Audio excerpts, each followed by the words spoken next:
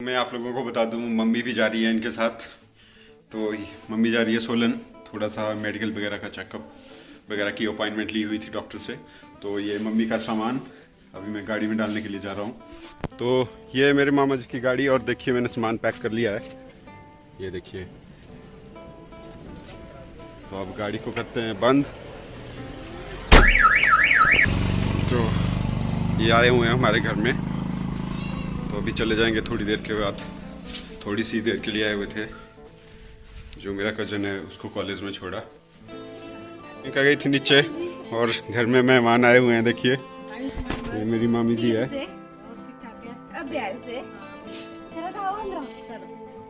चलो। और आज हमारे घर में आए मामा मामी और इनके लिए हमने तैयार किया धाम। मंडियाली धाम। नमस्ते, कैसे हैं आप? बढ़िया, आप कैसे हो? मैं तो ठीक हूँ। और भी बोल दो। तो ये देखिए मेरी बहन पतली हो जा रही है डे बाई डे, बहुत ही कम खाना खाती है। तो ये इसकी 5वीं कॉली है कड़ी की। नहीं, झूठ। पर भाभी ने कड़ी बहुत टेस्टी बनाई है। और राजमा वगैरह कैसे लगे? सिर्फ कड़ी लगी टेस्टी? सब कुछ बहुत अच्छा है और कड़ी सबसे अच्छी है। तो ये रास्ते के लिए पैक कर दिया इनके लिए लंच।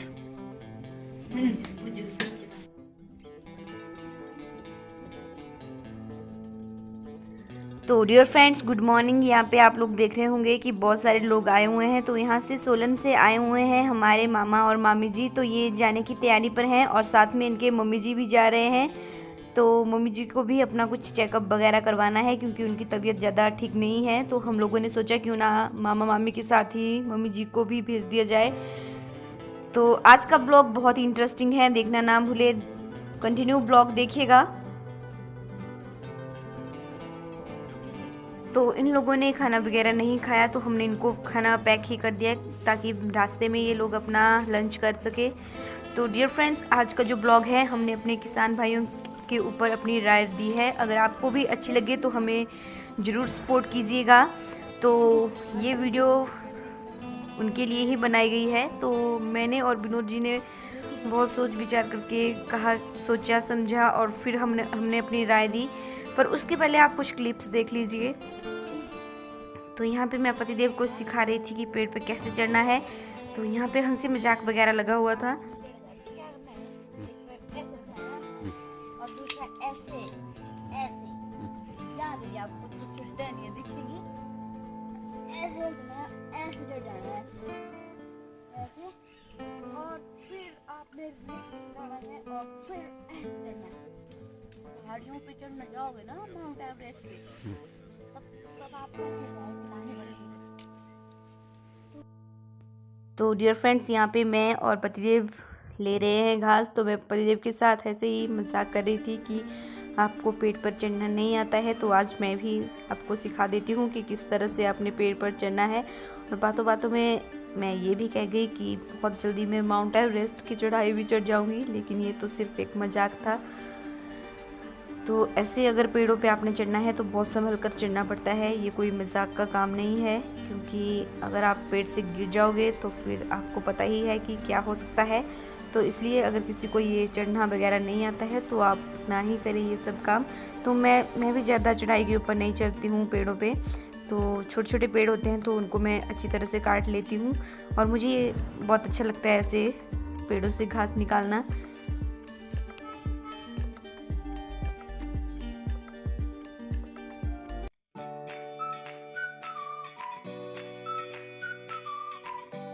तो यहाँ पे पेड़ों से घास निकालने के बाद और अपना घास इकट्ठा करने के बाद हम 2 मिनट के लिए रेस्ट करने के लिए बैठ गए यहाँ पे। तो बातों बातों में ही थोड़ा टाइम निकल गया हमारा, क्योंकि हम लोगों में थोड़ी सी बातचीत शुरू हो गई। तो आप लोग भी सुन लीजिए कि हम लोगों ने क्या क्या बातें करी आपस में।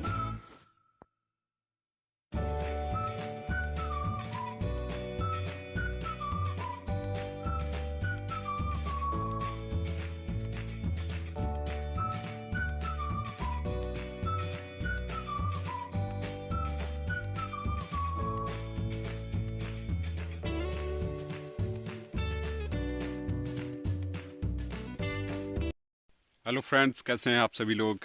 तो हमने सोचा जब घास लेने के लिए आए हुए हैं यहाँ पे, तो अभी घास वगैरह ले लिया था, तो थोड़ी देर वीडियो भी बना ले और वीडियो बना रहे हैं हम लोग। थोड़ी देर हम बैठे हैं यहाँ पे, क्योंकि थोड़ा सा थकावट भी हो गई थी।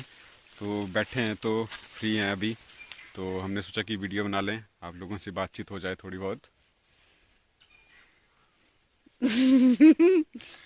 तो हम लोग बैठे हुए इधर आराम से।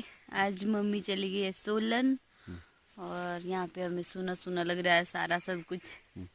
तो आज मजा नहीं आ रहा है कुछ, है ना। तो वैसे मैं और मम्मी आते थे रोज यहाँ पे, और साथ में गपशप भी मारते थे। और मेरे कान नहीं दिख रहे हैं, ये वाला कोई कभी ये वाला नहीं दिख रहा है, कभी वो वाला। तो भाई ने दिया हुआ है नया फ़ोन, तो उससे बना रहे हैं हम वीडियो भी, तो इसमें थोड़ी सी क्लियरिटी ज़्यादा आ गई है। तो एक सब्सक्राइबर ने पूछा हुआ था कि भाई ने कौन सा फ़ोन दिया हुआ है, तो इसके भाई ने दिया हुआ है इसको ओप्पो रेनो 3 प्रो दिया हुआ है। तो बहुत ही लेटेस्ट फ़ोन है और मस्त फ़ोन है ये, और इसमें है 20x जूम है, और कैमरा वाइज काफ़ी अच्छा फ़ोन है ये। तो ब्लॉगिंग भी काफ़ी अच्छी हो जाती है इससे, तो इसी से ही हम आजकल ब्लॉगिंग कर रहे हैं।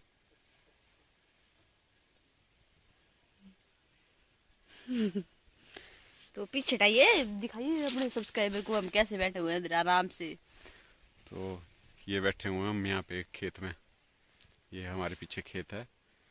तो गेहूं के खेत, अभी गेहूं तो अभी छोटी छोटी है, और सारी खेती हमारी बारिश के ऊपर ही डिपेंड रहती है। ऐसा नहीं है कि यहाँ पे कूले हैं या पानी का कोई सोर्सेज हैं, सारा डिपेंड रहता है हमारी खेती बाड़ी बारिश के ऊपर ही।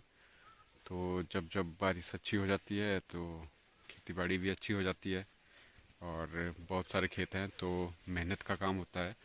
तो और आजकल वैसे जैसे भी किसान आंदोलन चला हुआ है, तो हमारा तो फुल सपोर्ट है किसानों की तरफ, क्योंकि बहुत मेहनत की जाती है। जिसके खेत होते हैं उसी को पता होता है कि किस तरह से कमाया जाता है और कितनी मेहनत का काम है। मैं ये भी बोल सकता हूँ कि इससे ज़्यादा मेहनत किसी भी काम में नहीं लगती होगी जितनी की खेती बाड़ी में लगती है।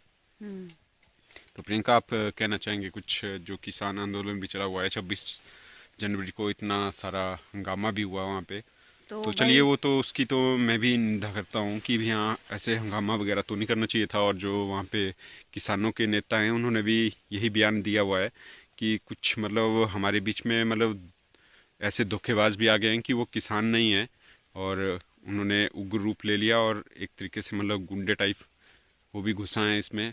बाकी किसानों को वो नीच दिखाने के लिए, उनको मतलब बहुत बुरा बनाने के लिए वो भी बीच में कूद पड़े हैं।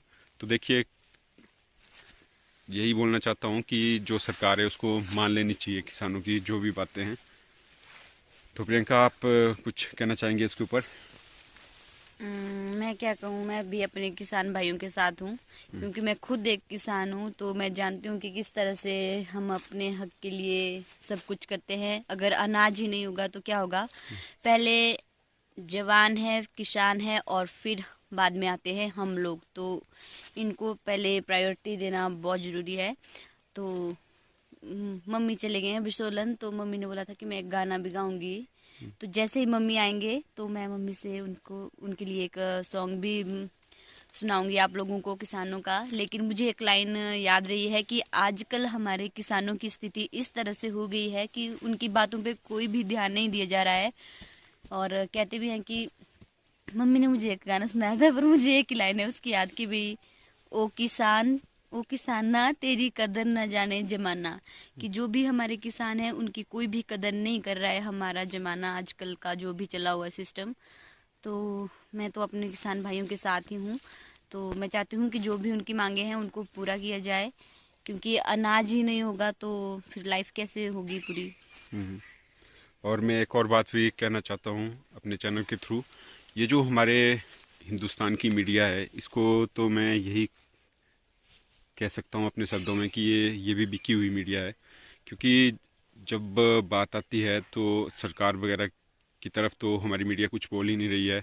जो भी मतलब मेन टॉपिक होता है उसके बारे में मीडिया कुछ भी नहीं बोलती है। जैसे कि अनएम्प्लॉयमेंट इतनी ज़्यादा फैली हुई है, और मतलब यही दिखाया गया कि किसानों ने ऐसा किया, दंगे किए, ये किया वो किया। लेकिन उन्होंने सरकार की तरफ मतलब एक जरा सा भी वो नहीं दिया कि भी हाँ सरकार ने क्या किया, सरकार ने क्या निर्णय लिया या ये सो वो, कुछ भी नहीं। मतलब जो मेन टॉपिक होते हैं उसके ऊपर मीडिया कुछ बोलती ही नहीं है। तो आजकल का समाज ऐसा नहीं है कि कुछ नहीं जानता है, सारा समाज पढ़ा लिखा हुआ है, तो कहने की ज़रूरत भी नहीं है यहाँ पे। तो हर एक इंसान की मेंटलिटी अपनी अलग अलग होती है, तो सारा पर्सन जानता है कि क्या चला हुआ है और किस तरह की राजनीति चली हुई है हमारे देश में। तो ये था हमारा आज का ब्लॉग, स्पेशली हमारे किसान भाइयों के लिए। तो आप लोगों को कैसा लगा? अगर आपको अच्छा लगा तो इसको ज़्यादा से ज़्यादा शेयर कीजिएगा और लाइक भी कीजिएगा। तो आज का ब्लॉग सिर्फ़ और सिर्फ किसान भाइयों के लिए। तो देखते हैं कि आप लोग हमें कितना ज़्यादा लाइक करते हो, कितना ज़्यादा सपोर्ट करते हो और कौन कौन एग्री है हमारी बात से। तो मिलते हैं कल, और रखिएगा आप अपना ख्याल, जहाँ भी रहिएगा सुरक्षित रहिएगा। बाय बाय, टेक केयर, मिलेंगे कल। जय राधे कृष्णा।